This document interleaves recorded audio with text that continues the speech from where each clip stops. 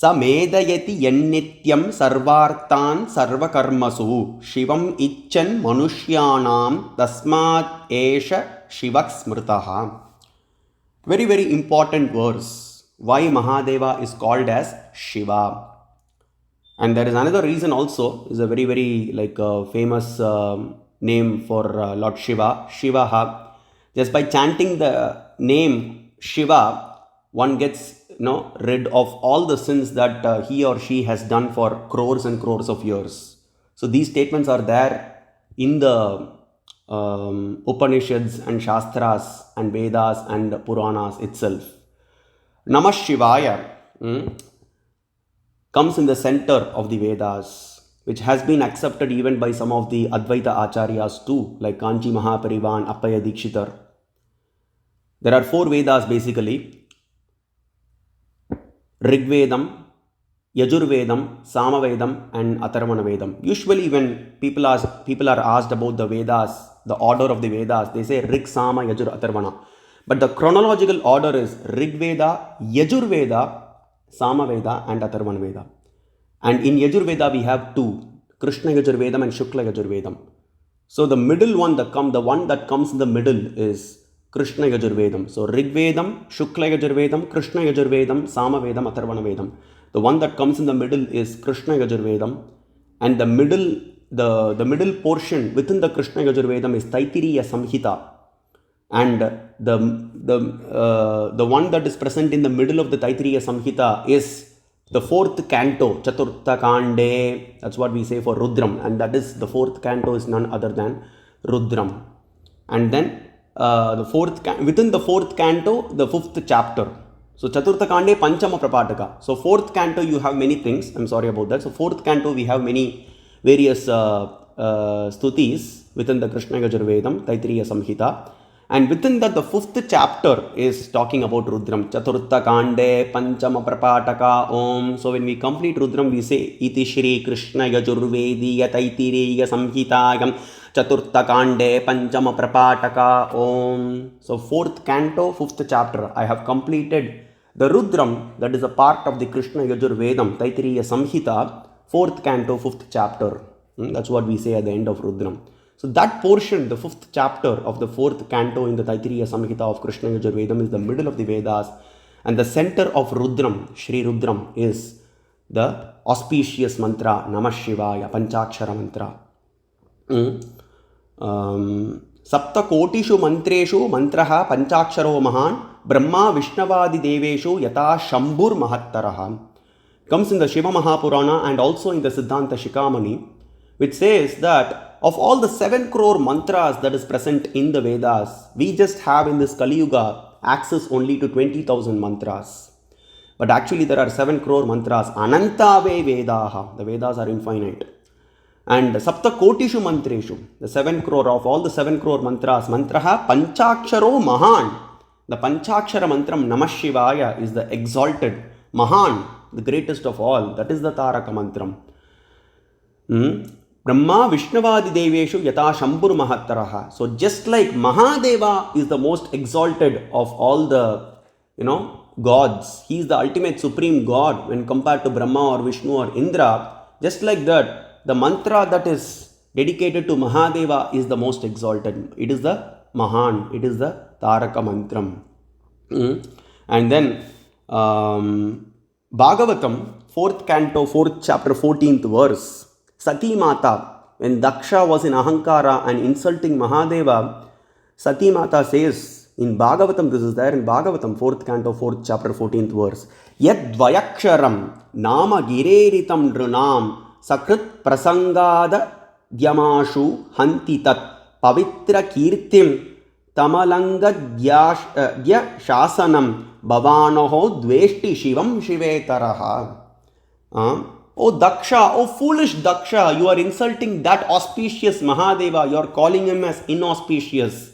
But remember one thing, by chanting the word Shiva, which contains two syllables, Dvayaksharam, Dvaya means 2, Akshara means syllable, so 2 syllables, just by chanting those 2 syllables, Shiva, one gets rid of all the sins that he or she has done. And you are insulting that auspicious Mahadeva. Namah Shivaya cha Shivataraya cha. Shivataraya. Namah Shivaya, you are auspicious. And then Rudram goes on to say Shivataraya. There is no one more auspicious than you, O Lord Shiva. Then the next question comes, who is more auspicious than Shiva, right? That's why the Vedas say Shivataraya cha Shamkaraya cha Mayaskaraya cha Namak Shivaya cha Shivataraya cha. Shivataraya means there is no one auspicious. There is no one that is more auspicious than you, O Lord Shiva. You are the supreme reality. And then also Nakaradi Yakarantam Nyatma Panchaksharam Japet. One should chant the Panchakshara mantra always. Pancha Brahma Upanishad. And the Shiva Namam within the Panchakshara is the center of the Panchakshara, which is more auspicious than the Panchakshara. And then, so we have Bhasmajabala Upanishad also talking about the Panchakshara Mantram being the Taraka Mantram, which is recited in the years of the Jivatmas who die in Kashi. The Shiva Ganas come and then they recite, or Kala Rudra. Kala Rudra is not Paramashiva. Kala Rudra comes, or Shiva Ganas come and recite the Panchakshara mantra or the Shadakshara mantra, Om Namah Shivaya or Namah Shivaya, in the years of the a person who is dying in Kashi, and they go back eternally to Parakailasha. Shaiva Taraka Mantram, Bhasmajabala Upanishad says. And there is an exclusive Upanishad called Panchakshara Jabala Upanishad which talks about this Namam. So Shiva Namam is spoken of everywhere. Just by chanting Shiva Shiva, Mahadeva becomes, he gets ready to grant you the post of Brahma, Vishnu and Indra. Shiva Shiva Yengile Devamamava, Tirumandiram says. Tirumular in Tirumandiram says Shiva Shiva Yengile Devamamava. Just by chanting Shiva Shiva, you can even obtain the post of Brahma, Vishnu and Indra. But a Shiva Bhakta is not interested in becoming Brahma, Vishnu or Indra, because those are temporary, at the end of the day, temporary posts. And another thing, because some people out of Ahankara, they say that, this portion of Drona Parva is not authentic. Just because it is glorifying Lord Shiva. How Kali Yuga is, just we can see by this. If something is glorifying Lord Shiva, oh no, it is not authentic. How much amount of Shiva Dvesham. But, to contradict these Avaidika Modas, Bhatta Bhaskara, a great personality, he has mentioned this verse. And that's why this verse should be memorized, and this verse is very, very important. That's why I stated. Now, one thing is that because it has the word Shiva, I have not come to the explanation why Vyasacharya says, Mahadeva is called as Shiva. I have not come to that explanation yet. But, there are two things. One is actually it's talking about Shiva. The second thing is that this verse has been quoted by a personality who is Purvam to Shankara, Ramanuja and Madhva and all other Shaiva Acharyas.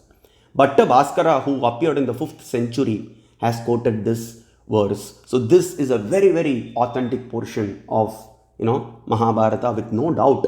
He has mentioned for Namah Shivaya, Shamkaraya cha in his Rudra Bhashyam, for every piece, for every letter in the Rudram that comes, he has given a detailed explanation. People who are, who want to know, who are interested to know, who are interested in knowing about Lord Shiva should read his Rudra Bhashyam, because his Rudra Bhashyam is more detailed than Sayana Bhashyam. Sayanacharya would have, given 2 or 3 lines of commentary. But Bhatta Bhaskara would have given like 20 lines of commentary for each sloka.